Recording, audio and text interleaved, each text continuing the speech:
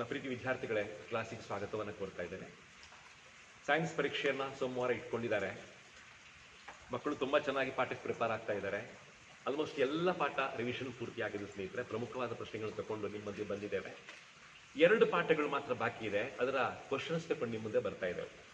ಪ್ರತಿ ಪಾಠದಲ್ಲಿ ಕೂಡ 2-3 ಪ್ರಶ್ನೆಗಳು ಮಾತ್ರ ಬರುವಂತಹದ್ದು. ಇವತ್ತು ನಾವು ತಗೊಳ್ಳುವಂತಹ ಸೆಷನ್ ಕೂಡ 2 ಅಥವಾ 3 ಪ್ರಶ್ನೆಗಳು ಮಾತ್ರ ಪರೀಕ್ಷೆ ಬರುವಂತಹದ್ದು. ಇವೆಲ್ಲ ಪರೀಕ್ಷೆಗೆ ರಿಪೀಟ್ ಆದ ಕ್ವಶನ್ ಅಂತ ಅನಿಸ್ತಾ ಇರ್ತದೆ. ದಯವಿಟ್ಟು ನೋಟ್ ಮಾಡ್ಕೊಳ್ಳಿ ಅಂತ ವಿನಂತಿ ಮಾಡ್ಕೊಳ್ತಾರೆ. ಕೆಳಗಿನವುಗಳಲ್ಲಿ ಯಾವುದು ಬೈಸೆಕ್ಷುವಲ್ ಫ್ಲವರ್ ಆಗಿದೆ? 2 ಲಿಂಗ ಇರತಕ್ಕಂತಹ ಸ್ನೇಹಿತರೆ ಹೂ ಆಗಿದೆ ಅಂತ ಕೇಳ್ತಾರೆ. ಕೋಕೋನಟ್ ಅಲ್ಲ, ಪಪಾಯ ಅಲ್ಲ, ಮೇಜೆ ಜೋಳ ಅಲ್ಲ ಸ್ನೇಹಿತರೆ. ಕರೆಕ್ಟ್ ಆದ ಉತ್ತರ ರೋಸ್ ಅಂತ ನಂಗೆ ಗೊತ್ತಿದೆ. ಇತರ ಗುಲಾಬಿ ಅಂತ ಹೇಳೋದು ಕರೆಕ್ಟ್ ಆಗಿರ್ತಕ್ಕಂಥ ಉತ್ತರ. ಸಸ್ಯಗಳಲ್ಲಿ ಪುರುಷ ಪಾರ್ಟ್ ಯಾವುದು? ಇತರ ಹೂಗಳಲ್ಲಿ ಪುರುಷ ಪಾರ್ಟ್ ಯಾವುದು? ಮೇಲ್ ರಿಪ್ರೊಡಕ್ಟಿವ್ ಪಾರ್ಟ್ ಯಾವುದು ಅಂತ ಕೇಳ್ತಾರೆ ಸ್ನೇಹಿತರೆ. ಉತ್ತರ ಸ್ಟೆಮೆನ್ ಅಥವಾ ಕೇಸರ ಅಂತ ಹೇಳುವಂಥದ್ದು ಕರೆಕ್ಟ್ ಆಗಿರ್ತಕ್ಕಂಥ ಉತ್ತರ. ಇತರ ಮುಂದಿನ ಪ್ರಶ್ನೆಗೆ ಹೋಗೋಣ. ಸಸ್ಯಗಳಲ್ಲಿ ಬೇರುಗಳಾಗಿ ಮುಂದಕ್ಕೆ ಬೆಳೆಯುವಂತ ಪಾರ್ಟ್ ಯಾವುದು? ರೂಟ್ ಆಗಿ ಡೆವಲಪ್ ಆಗುವಂತ ಸಸ್ಯಗಳ ಭಾಗ ಯಾವುದು ಸ್ನೇಹಿತರೆ? ಅದಕ್ಕೆ ಉತ್ತರ ರಾಡಿಕಲ್ ಅಥವಾ ಬೇರಿನ ಮೂಲ ಬೇರು ಅಂತ ಕರೀತಾರೆ. ಇದರ ಉತ್ತರ ರಾಡಿಕಲ್. ಇದರ ಮುಂದಿನ ಪ್ರಶ್ನೆಗೆ ಹೋಗೋಣ. ಕೆಳಗಿನವುಗಳಲ್ಲಿ ಯುನಿಸೆಕ್ಷುವಲ್ ಫ್ಲವರ್ ಯಾವುದು? ಒಂದೇ ಲಿಂಗ ಇರತಕ್ಕಂತಹ ಹೂ ಯಾವುದು ಸ್ನೇಹಿತರೆ ಕೇಳ್ತಾ ಇದ್ದಾರೆ. ಇದರ ಉತ್ತರ ಮೆಲನ್ ಅಥವಾ ಕಲ್ಲಂಗಡಿ ಅಂತ ಹೇಳುವಂಥದ್ದು ಕರೆಕ್ಟ್ ಆಗಿರ್ತಕ್ಕಂಥ ಉತ್ತರ. ಇದರ ಮುಂದಿನ ಪ್ರಶ್ನೆಗೆ ಬರೋಣ. ಫ್ಯೂಷನ್ ಆಫ್ ಮೇಲ್ ಮತ್ತು ಫಿಮೇಲ್ ನ್ಯೂಕ್ಲಿಯಾ ಇಸ್ ಕಾಲ್ಡ್. ಪುರುಷ ಮತ್ತು ಸ್ತ್ರೀ ನ್ಯೂಕ್ಲಿಯಸ್ಗಳು ಸ್ನೇಹಿತರೆ ಸೇರುವುದನ್ನ ಏನಂತ ಕರೀತಾರೆ? ಇದಕ್ಕೆ ಸಿಂಗ್ಯಾಮಿ ಅಂತ ಕರೀತಾರೆ. ಇದರ ಆನ್ಸರ್ ಸಂಯೋಗ. I repeat, it is syngamy or ಸಂಯೋಗ. ಇದರ ಮುಂದಿನ ಪ್ರಶ್ನೆಗೆ ಬರೋಣ. The seed with the 2 cotyledons are called. ನೇತ್ರ 2 ದಳ ಇರ್ತಕ್ಕಂತಹ ಬೀಜಗಳನ್ನ ಏನಂತ ಕರೀತಾರೆ? ಇದ್ರೆ ದ್ವಿದಳಗಳು ಅಂತ ಕರೀತಾರೆ. ದ ಆನ್ಸರ್ ಇಸ್ ಡೈಕಾಟ್ಸ್ ಅಂತ ಹೇಳೋದು ಕರೆಕ್ಟ್ ಆದ ಉತ್ತರ. ಇದರ ಮುಂದಿನ ಪ್ರಶ್ನೆಗೆ ಹೋಗೋಣ. The seed that contain the future plant is called. ಭವಿಷ್ಯತ್ತಿನ ಗಿಡವನ್ನ ಹೊಂದಿರತಕ್ಕಂತಹ ಸಸ್ಯಗಳ ಬೀಜಗಳನ್ನ ಇತರ ಏನಂತ ಕರೀತಾರೆ? ಇತರ ಎಂಬ್ರಿಯೋ ಅಂತ ಕರೀತಾರೆ, ಭ್ರೂಣ ಅಂತ ಕರೀತಾರೆ. ಕರೆಕ್ಟ್ ಆದ ಉತ್ತರ. Which part of the flower forms the fruit. ಸಸ್ಯಗಳಲ್ಲಿ ಹಣ್ಣುಗಳಾಗಿ ಸ್ನೇಹಿತರೆ ಪರಿವರ್ತನೆಯಾಗುವಂತ ಭಾಗ ಯಾವುದು? ಇದರ ಉತ್ತರ ಓವರಿ. ಇದರ ಅಂಡಾಣು ಅಥವಾ ಓವರಿ ಅಂತ ಹೇಳುವಂತದ್ದು ಕರೆಕ್ಟ್ ಆಗಿರ್ತಕ್ಕಂಥ ಭಾಗ. ಇದರ ಮುಂದಿನ ಪ್ರಶ್ನೆಗೆ ಹೋಗೋಣ. Pollen grains R produced by. ನಂತರ ಪರಾಗ ರೇಣುಗಳನ್ನು ಉತ್ಪಾದಿಸುವಂತ ಭಾಗ ಯಾವುದು? ಅದಕ್ಕೆ ಉತ್ತರ ಸ್ನೇಹಿತರೆ ಕೇಸರ ಅಥವಾ anther. Anther is the right answer. Fruits R formed from dash. ಇತರ ಹಣ್ಣುಗಳು ಯಾವುದರಿಂದ ಉಂಟಾಗುತ್ತವೆ? ಓವರಿಗಳಿಂದ ಉಂಟಾಗ್ತವೆ, ಅಂಡಾಣುಗಳಿಂದ ಉಂಟಾಗ್ತವೆ ಅಂತ ಹೇಳೋದು ಕರೆಕ್ಟ್ ಆದ ಉತ್ತರ. ಇತರ ಮುಂದಿನ ಪ್ರಶ್ನೆ. Plants like banana, rose etcetera are the capacity to produce dash. ಸ್ನೇಹಿತರೆ ಬಾಳೆಹಣ್ಣು, ಗುಲಾಬಿ ಮೊದಲಾದವುಗಳು ಕೂಡ ಸ್ನೇಹಿತರೆ ಯಾವುದನ್ನು ಉತ್ಪಾದನೆ ಮಾಡುವಂತಹ ಶಕ್ತಿಯನ್ನು ಹೊಂದಿರ್ತವೆ? ಸ್ನೇಹಿತರೆ ಉತ್ತರ ಸೀಡ್ಸ್ಗಳು ಅಥವಾ ಬೀಜಗಳು. ಬಹಳ ಚಂದವಾಗಿರ್ತಕ್ಕಂಥ ಪ್ರಶ್ನೆ. ಸ್ನೇಹಿತರೆ ಮುಂದಿನ ಪ್ರಶ್ನೆ. ಪೋಲನ್ ಗ್ರೈನ್ಸ್ಗಳು ಪರಾಗ ರೇಣುಗಳು ಯಾವುದರಿಂದ ಉತ್ಪತ್ತಿ ಆಗ್ತವೆ? ಈ ಪ್ರಶ್ನೆ ರಿಪೀಟ್ ಆಯಿತು ಸ್ನೇಹಿತರೆ. ಬಹಳ ಚಂದವಾದ ಪ್ರಶ್ನೆ. ಉತ್ತರ ಕೇಸರ ಅಥವಾ anther. Anther is the correct answer. ಇದರ ಮುಂದಿನ ಪ್ರಶ್ನೆಗೆ ಹೋಗೋಣ. In a flower the parts that produce male and female gametes. ಪುರುಷ ಮತ್ತು ಸ್ತ್ರೀ ರೂಪದ ಗ್ಯಾಮಿಟ್ಗಳು ಉತ್ಪಾದಿಸುವಂತಹ ಭಾಗ ಯಾವುದು ಸ್ನೇಹಿತರೆ? ಉತ್ತರ ಆಂಥರ್ ಮತ್ತು ಓವರಿ. ಆಂಥರ್ ಕೇಸರ, ಓವರಿ ಅಂಡಾಣು. ಪುರುಷ ಮತ್ತು ಮಹಿಳೆ ಇತರ 2 ಬಂದಿರತಕ್ಕಂಥ ಪಾರ್ಟ್ಗಳು ಆಂಥರ್ ಮತ್ತು ಓವರಿ. ಬಹಳ ಚಂದವಾಗಿರ್ತಕ್ಕಂಥ ಪ್ರಶ್ನೆ. ಇತರ ಹಾಗೆ ಮುಂದಿನ ಪ್ರಶ್ನೆಗೆ ಹೋಗೋಣ. ಈ ಪ್ರಶ್ನೆ ಕೂಡ ತುಂಬಾ ಚೆನ್ನಾಗಿದೆ. In plant the part produce male and female gametes are called dash. ಮತ್ತೆ ರಿಪೀಟ್ ಆಯ್ತು ಈ ಪ್ರಶ್ನೆ. ಉತ್ತರ ಆಂಥರ್ ಮತ್ತು ಓವರಿ. ರಿಪೀಟ್ ಆದ ಪ್ರಶ್ನೆ ಸ್ನೇಹಿತರೆ ಬಹಳ ಪ್ರಾಮುಖ್ಯ ಅಂತ ನಂಗೆ ಅನಿಸ್ತಾ ಇದೆ. ಇದರ ಮುಂದಿನ ಪ್ರಶ್ನೆಗೆ ಹೋಗೋಣ. The site of implantation of zygote in human reproductive system is dash. ಇದರ ಝೈಗೋಟ್ ಫಾರ್ಮ್ ಆಗುವಂತಹ ಭಾಗ ಯಾವುದು? ಇದರ ಭಾಗ ಯಾವುದು ಅಂತ ಕೇಳ್ತಾರೆ ಸ್ನೇಹಿತರೆ. ಅದಕ್ಕೆ ಉತ್ತರ ಯುಟಿರಿಸ್ ಅಥವಾ ಗರ್ಭಾಶಯ. ಯುಟಿರಸ್ ಸ್ನೇಹಿತರೆ ಗರ್ಭಾಶಯ ಕರೆಕ್ಟ್ ಆಗಿರ್ತಕ್ಕಂಥ ಉತ್ತರ. The process of release of eggs from ovary is called dash. ಅಂಡಾಣುವಿನಿಂದ ಸ್ನೇಹಿತರೆ ತತ್ತಿಗಳು ಅಥವಾ ಎಕ್ಸ್ಗಳು ಸ್ನೇಹಿತರೆ ಫಾರ್ಮ್ ಆಗುವಂತ ಪ್ರೊಸೆಸ್ ಅನ್ನ ಏನಂತ ಕರೀತಾರೆ? ಅದಕ್ಕೆ ಅಂಡ ಉತ್ಪಾದನೆ ಅಂತ ಕರೀತಾರೆ ಸ್ನೇಹಿತರೆ. ಕನ್ನಡದಲ್ಲಿ, ಇಂಗ್ಲಿಷ್ ಅಲ್ಲಿ ಓವ್ಯುಲೇಷನ್ ಅಂತ ಕರೀತಾರೆ. ಇದರ ಮುಂದಿನ ಪ್ರಶ್ನೆಗೆ ಬರೋಣ. The period of permanent cease of menstruation in female is called. ಸ್ತ್ರೀಯರಲ್ಲಿ ಋತುಸ್ರಾವ ಸ್ನೇಹಿತರೆ ನಿಲ್ಲುವಂತಹ ಹಂತವನ್ನ ಏನಂತ ಕರೀತಾರೆ ಸ್ನೇಹಿತರೆ? ಅದಕ್ಕೆ ಉತ್ತರ ಮೆನೆಪಾಸ್. ಉತ್ತರ ಋತುಬಂಧ. ಮೆನೆಪಾಸ್ ಇಸ್ ದ ರೈಟ್ ಆನ್ಸರ್. ಋತುಬಂಧ ಅಂತ ಕರೀತಾರೆ ಕನ್ನಡದಲ್ಲಿ. The two oviducts in human female unite in a bag called dash. ಚಂದವಾದ ಪ್ರಶ್ನೆ ಮತ್ತೆ ರಿಪೀಟ್ ಮಾಡ್ತೇನೆ ಸ್ನೇಹಿತರೆ. ಯಾವುದರಲ್ಲಿ ಫೀಮೇಲ್ ಯುನೈಟ್ ಆಗುವಂತಹದ್ದು, ಫೀಮೇಲ್ ಜೀವಕೋಶ ಸ್ನೇಹಿತರೆ ಯುನೈಟ್ ಆಗುವಂತಹದ್ದು? ಉತ್ತರ ಸ್ನೇಹಿತರೆ ಗರ್ಭಾಶಯ ಅಥವಾ ಯೂಟಿರಸ್ ಅಂತ ಹೇಳೋದು ಕರೆಕ್ಟ್ ಆಗಿರ್ತಕ್ಕಂಥ ಉತ್ತರ. The puberty age in females. ಸ್ತ್ರೀಯರಲ್ಲಿ ಸ್ನೇಹಿತರೆ ಪ್ರಬುದ್ಧತೆಯ ವಯಸ್ಸೆಷ್ಟು ಅಂತ ಕೇಳ್ತಾರೆ ಸ್ನೇಹಿತರೆ? ಉತ್ತರ 10 to 12, 10 ರಿಂದ 12 ಅಂತ ಕರೆಕ್ಟ್ ಆಗಿರ್ತಕ್ಕಂಥ ಉತ್ತರ. ಫೀಟಸ್ ಅಂದ್ರೆ ಏನು? ಮುಂದಿನ ಪ್ರಶ್ನೆ ಬರ್ತಾ ಇದೆ. ಫೀಟಸ್ ಅಂತ ಹೇಳಿದ್ರೆ ವೆಲ್ ಡೆವಲಪ್ಡ್ ಎಂಬ್ರಿಯೋ, ಪೂರ್ತಿಯಾಗಿ ಡೆವಲಪ್ ಆಗಿರ್ತಕ್ಕಂಥ ಭ್ರೂಣವನ್ನ ಸ್ನೇಹಿತರೆ ಫೀಟಸ್ ಅಂತ ಕರೀತಾರೆ. ಫೀಟಸ್ ಅಂತ ಕರೀತಾರೆ. ಮುಂದಿನ ಪ್ರಶ್ನೆಗೆ ಹೋಗೋಣ. Normal duration of menstruation cycle.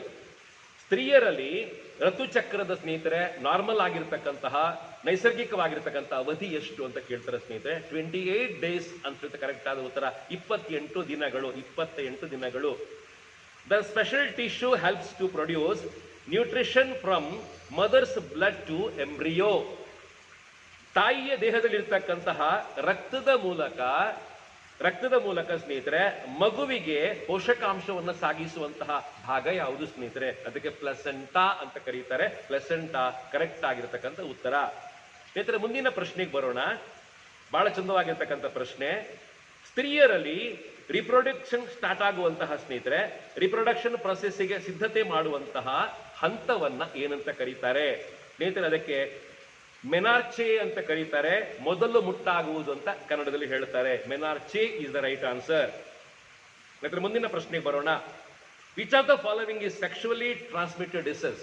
ಕೆಳಗಿನವುಗಳಲ್ಲಿ ಯಾವುದು ಲೈಂಗಿಕವಾಗಿ ಹರಡುವಂತ ಕಾಯಿಲೆಯಾಗಿದೆ? ಉತ್ತರ syphilis is the right answer. Syphilis ಮಾತ್ರ ಕೊಟ್ಟದ್ರಲ್ಲಿ ಅದು ಲೈಂಗಿಕವಾಗಿ ಹರಡುವಂತ ಕಾಯಿಲೆಯಾಗಿದೆ. ಮುಂದಿನ ಪ್ರಶ್ನೆಗೆ ಬರೋಣ. Developing foetus derive nutrition from dash.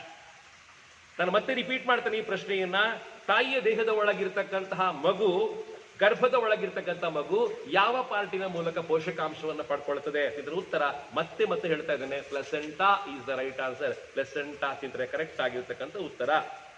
ಇದರ ಮುಂದಿನ ಪ್ರಶ್ನೆಗೆ ಹೋಗೋಣ. Mark 1 change associate with the sexual maturation in boys.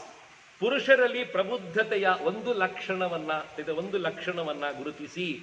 ಅವರು ಕೊಟ್ಟ 4 ಉತ್ತರಗಳಲ್ಲಿ ಕ್ರ್ಯಾಕಿಂಗ್ ಆಫ್ ವಾಯ್ಸ್ ಅಂತ ಹೇಳುತ್ತೆ ಕರೆಕ್ಟ್ ಆದ ಉತ್ತರ. ಧ್ವನಿ ಸ್ನೇಹಿತರೆ ಸೀಳುವುದು ಅಂತ ಹೇಳುವಂತಹದ್ದು ಸರಿಯಾಗಿರ್ತಕ್ಕಂಥ ಉತ್ತರ ಅಂತ ನಮಗೆಲ್ಲ ಗೊತ್ತಿರ್ತಕ್ಕಂಥದ್ದು. ಬಹಳ ಚಂದವಾಗಿರ್ತಕ್ಕಂಥ ಪ್ರಶ್ನೆ. ಮುಂದಿನ ಪ್ರಶ್ನೆಗೆ ಹೋಗೋಣ. ಅಷ್ಟೇ ಸುಂದರವಾಗಿರ್ತಕ್ಕಂತಹ ನೆಕ್ಸ್ಟ್ ಪ್ರಶ್ನೆ ಬರ್ತಾ ಇದೆ. The cell form after fertilisation is called. ಪೂರ್ತಿಯಾಗಿ ಸ್ನೇಹಿತರೆ ಫರ್ಟಿಲೈಸ್ ಆದ ಮೇಲೆ ಉಂಟಾಗುವಂತಹ ಜೀವಕೋಶವನ್ನ ಏನಂತ ಕರೀತಾರೆ? ಝೈಗೋಟ್ ಅಂತ ಕರೀತಾರೆ. A sperm consist of dash parts. ಒಂದು ವೀರ್ಯಾಣುವು ಎಷ್ಟು ಪಾರ್ಟ್ ಅನ್ನ ಹೊಂದಿದೆ? Answer is 3. 3 ಪಾರ್ಟ್ ಅನ್ನ ಹೊಂದಿದೆ. 3 ಪಾರ್ಟ್ ಅನ್ನ ಹೊಂದಿದೆ. ಅಷ್ಟೇ ಸುಂದರವಾಗಿರ್ತಕ್ಕಂಥ ಮುಂದಿನ ಪ್ರಶ್ನೆಗೆ ಬರೋಣ. Formation of male germ cells occur in dash. ಪುರುಷರಲ್ಲಿ ಉಂಟಾಗುವಂತ ಜರ್ಮ್ ಸೆಲ್ಸ್ಗಳು ಸ್ನೇಹಿತರೆ ಆನ್ಸರ್ ಇಸ್ ಟೆಸ್ಟಿಸ್. ಟೆಸ್ಟಿಸ್ ಅಂತ ಹೇಳುವಂತದ್ದು ಕರೆಕ್ಟ್ ಆಗಿರ್ತಕ್ಕಂಥ ಉತ್ತರ ಅಂತ ನಮ್ಗೆಲ್ಲ ಗೊತ್ತಿರತಕ್ಕಂಥದ್ದು. ಮುಂದಿನ ಪ್ರಶ್ನೆಗೆ ಹೋಗೋಣ. ಅಷ್ಟೇ ಸುಂದರವಾಗಿರ್ತಕ್ಕಂಥ ಮುಂದಿನ ಪ್ರಶ್ನೆ ಬರ್ತಾ ಇದೆ. ಒಂದೇ ರೀತಿಯ ಕಾರ್ಯವನ್ನ ಮಾಡುವಂತಹ ಆದರೆ ಬೇರೆ ಬೇರೆ ರಚನೆ ಹೊಂದಿರತಕ್ಕಂತಹ ಜೀವಕೋಶಗಳ ಗುಂಪುಗಳನ್ನ ಏನಂತ ಕರೀತಾರೆ? ರಿಪೀಟ್ ಮಾಡ್ತೇನೆ. ಒಂದೇ ರೀತಿ ಕಾರ್ಯವನ್ನ ಹೊಂದಿರತಕ್ಕಂತಹ ಮತ್ತು ರಚನೆ ಬೇರೆ ಬೇರೆ ಹೊಂದಿರತಕ್ಕಂತಹ ಜೀವಕೋಶಗಳ ಗುಂಪುಗಳ ಸ್ನೇಹಿತರೆ ಏನಂತ ಕರೀತಾರೆ? ಅದನ್ನ ಕಾರ್ಯಾನುರೂಪಿ ಅಂಗಗಳು ಅಂತ ಕರೀತಾರೆ ಸ್ನೇಹಿತರೆ. Answer is homologous organs. ಮುಂದಿನ ಪ್ರಶ್ನೆಗೆ ಹೋಗೋಣ. ಒಂದೇ ರೀತಿಯಾಗಿರ್ತಕ್ಕಂತಹ ಫಂಕ್ಷನ್ಸ್ ಗಳನ್ನ ಹೊಂದಿರತಕ್ಕಂತಹ ಒಂದೇ ರೀತಿಯಾಗಿರ್ತಕ್ಕಂತಹ ಜೀವಕೋಶ ಹೊಂದಿರತಕ್ಕಂತಹ ಮತ್ತೆ ಬೇರೆ ಬೇರೆ ಕಾರ್ಯವನ್ನು ಹೊಂದಿರತಕ್ಕಂತಹ ಸ್ನೇಹಿತರೆ ಜೀವಕೋಶಗಳನ್ನ ಸ್ನೇಹಿತರೆ ಏನಂತ ಕರೀತಾರೆ? ರಚನೆ ಸೇಮ್ ಆಗಿರ್ತದೆ, ಕ್ರಿಯೆಗಳು ಸ್ನೇಹಿತರೆ ಬೇರೆ ಬೇರೆ ಆಗಿರ್ತವೆ. ಸ್ನೇಹಿತರೆ ಇದಕ್ಕೆ ಏನಂತ ಕರೀತಾರೆ? ಇದಕ್ಕೆ ರಚನಾನುರೂಪಿ ಅಂಗಗಳು ಅಂತ ಕರೀತಾರೆ. ಇಂಗ್ಲಿಷ್ ಅಲ್ಲಿ ಅನಾಲಾಗಸ್ ಆರ್ಗನ್ಸ್ ಅಂತ ಕರೀತಾರೆ. ಸ್ನೇಹಿತರೆ ಅದೇ ರೀತಿಯಾಗಿ ಸೈನ್ಸ್ ನಲ್ಲಿ ಬಹಳ ಪ್ರಾಮುಖ್ಯವಾಗಿರ್ತಕ್ಕಂಥ ಕೆಲವು ಪಾಠಗಳನ್ನು ನೆನಪು ಮಾಡ್ತೇನೆ. ಸೊ 3-4 ಪ್ರಶ್ನೆ ಬರುವಂತ ಪಾಠಗಳನ್ನ ಇನ್ನೊಮ್ಮೆ ನೋಡ್ಕೊಳ್ಳಿಕ್ಕೆ ನಿಮ್ಗೆ ಅವಕಾಶ ಇದೆ. ದಯವಿಟ್ಟು ನೋಡ್ಕೊಳ್ಳಿ ಅಂತ ವಿನಂತಿ ಮಾಡ್ಕೊಳ್ತಾರೆ. ಸೈನ್ಸ್ ನಲ್ಲಿ ನಿಮ್ಗೆ ಕನಿಷ್ಠವಾಗಿ 2 ಮ್ಯಾಥಮೆಟಿಕಲ್ ಸಮ್ಗಳು ಬರಬೇಕು. ಒಂದು ಖಂಡಿತವಾಗಿ ಪವರ್ ಆಫ್ ಲೆನ್ಸಿನ ಸಾಮರ್ಥ್ಯದ ಮೇಲೆ ಒಂದು ಪ್ರಶ್ನೆ ಖಂಡಿತ ಪರೀಕ್ಷೆ ಬರಬೇಕು ಅಂತ ಅನಿಸ್ತಾ ಇದೆ ಸ್ನೇಹಿತರೆ. ಓಮ್ಸ್ ಲಾ ಮೇಲೆ ಕೂಡ ಒಂದು ಪ್ರಶ್ನೆ ಪರೀಕ್ಷೆಗೆ ಬರಬೇಕು ಅಂತ ನನಗೆ ತುಂಬಾ ಚೆನ್ನಾಗಿ ಗೊತ್ತಿದೆ. ನಂತರ ಅದೇ ರೀತಿಯಾಗಿ ರೆಸಿಸ್ಟೆನ್ಸ್ಗಳ ಸರಣಿ ಜೋಡಣೆ ಮತ್ತು ಸಮಾನ ಜೋಡಣೆ ಮೇಲೆ ಒಂದು ಪ್ರಶ್ನೆ ಪರೀಕ್ಷೆ ಬರಬೇಕು ಅಂತ ನಂಗೆ ಗೊತ್ತಿದೆ. ದಯವಿಟ್ಟು ಅದನ್ನ ಖಂಡಿತವಾಗಿ ಓದ್ಕೊಳ್ಳಿ ಅಂತ ಹೇಳ್ತಾರೆ. ಇದರ ಕನಿಷ್ಠ 2 ಪ್ರಶ್ನೆಗಳು ಮ್ಯಾಥಮೆಟಿಕಲ್ ಸಮ್ಗಳಾಗಿರ್ತವೆ. ಪ್ರಾಕ್ಟೀಸ್ ಮಾಡಿ. ಲೆನ್ಸ್ ಫಾರ್ಮುಲಾವನ್ನ ತುಂಬಾ ಚೆನ್ನಾಗಿ ಸ್ಟಡಿ ಮಾಡ್ಕೊಳ್ಳಿ ಸ್ನೇಹಿತರು, ಬಹಳ ಪ್ರಾಮುಖ್ಯ ಅಂತ ಹೇಳುವಂಥದ್ದು. ಸ್ನೇಹಿತರೆ ಅದೇ ರೀತಿಯಾಗಿ ರೇ ಡಯಾಗ್ರಾಮ್ಸ್ಗಳ ಮೇಲೆ, ಬೆಳಕು ಪಾಡಿರ್ತಕ್ಕಂಥ ಸ್ನೇಹಿತರೆ ರೇಖಾಚಿತ್ರಗಳ ಮೇಲೆ ಕೂಡ 1 ಅಥವಾ 2 ಕ್ವಶನ್ಗಳು ಖಂಡಿತವಾಗಿ ನಿಮ್ಮನ್ನ ಕಾಯ್ತಾ ಇದೆ. ಸ್ನೇಹಿತರೆ ವಿನ್ಯಾಸನ ಸರಿಯಾಗಿ ಕಲ್ತ್ಕೊಳ್ಳಿ. ಎಫ್ ಹಾಕೋದು ಎಲ್ಲಿ, 2 ಎಫ್ ಹಾಕೋದು ಎಲ್ಲಿ ಸ್ನೇಹಿತರೆ ಕರೆಕ್ಟ್ ಆಗಿ ಸ್ಟಡಿ ಮಾಡ್ಕೊಳ್ಳಿ. ಸ್ನೇಹಿತರೆ ಆನಂತರ ಉಂಟಾಗುವಂತ ಇಮೇಜ್ ಫಾರ್ಮ್ ಆದ ನಂತರ ಆ ಇಮೇಜಿನ ಸೈಜ್ ಮೇಲೆ, ಇಮೇಜಿನ ಪ್ಲೇಸ್ ನ ಮೇಲೆ, ಸ್ನೇಹಿತರೆ ಇಮೇಜ್ ಇನ್ವರ್ಟೆಡ್ ಇದೆಯಾ ಸ್ಟ್ರೈಟ್ ಇದೆಯಾ ಇದರ ಮೇಲೆ, ಅಥವಾ ವರ್ಚುವಲ್ ಇದೆಯಾ ರಿಯಲಿಸ್ಟಿಕ್ ಇದರ ಮೇಲೆ ಒಂದು ಪ್ರಶ್ನೆ ಪರೀಕ್ಷೆ ಖಂಡಿತ ನಂಗೆ ಸ್ನೇಹಿತರೆ ಖಂಡಿತ ಬರಬೇಕು ಅಂತ ನಂಗೆ ಅನಿಸ್ತಾ ಇದೆ. ಸ್ನೇಹಿತರೆ ಇವೆಲ್ಲ ಪರೀಕ್ಷೆ ಖಂಡಿತ ಬರುವಂತ ಪ್ರಶ್ನೆಗಳು. ಕ್ವಶನ್ ಪೇಪರ್ ಅನ್ನ ಓಪನ್ ಮಾಡುವಾಗ ತುಂಬಾ ಚಂದವಾಗಿ ಓಪನ್ ಮಾಡ್ಕೊಳ್ಳಿ.